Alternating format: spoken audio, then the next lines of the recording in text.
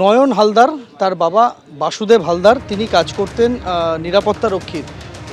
এই যে মোমো চেন, যাদের বিভিন্ন আউটলেট রয়েছে দেশের বিভিন্ন প্রান্তে, সেই আউটলেটের যে গুদাম ঘর, সেখানে তার বাবা কাজ করতেন। আপনার বাবা কোথায় কি হিসেবে কাজ করতেন এখানে? এখানে স্টোরের মাল কত পিস গাড়ি উঠবে, কত পিস নামবে, কোথায় কোন দোকানে কত পিস যাবে, সেই ডিপার্টমেন্টে ছিল।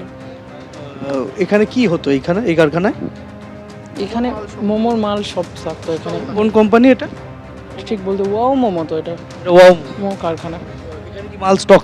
হুম। তা আপনার বাবা ডিউটিতে কখন এসেছিল?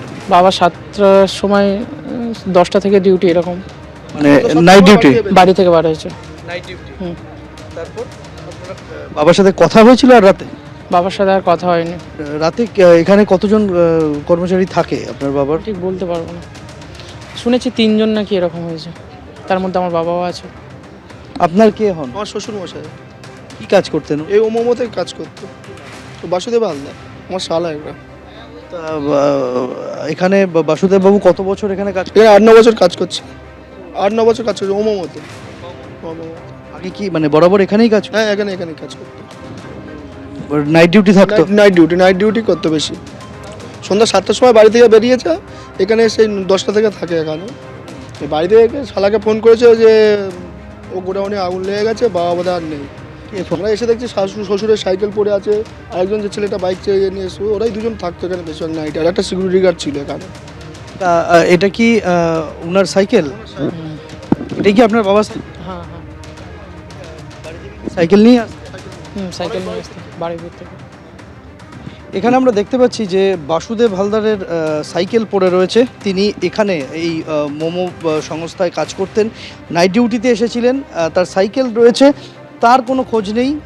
তিনি সহ এখানে আরও 2জন কর্মচারী রাতের বেলা ছিলেন, তারা কোথায় আছেন কেউ জানেন না। পরিবারের সদস্যরা তারা খোঁজ খবর চালাচ্ছেন, বারবার পুলিশের কাছে নথিভুক্ত করেছেন এই মিসিংয়ের বিষয়টা, কিন্তু এখনও পর্যন্ত তার কোনো খোঁজ নেই।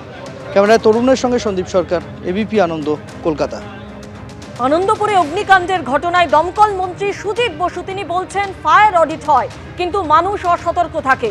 মানুষ মনে করে নিজের জীবনের থেকে ব্যবসা বড়।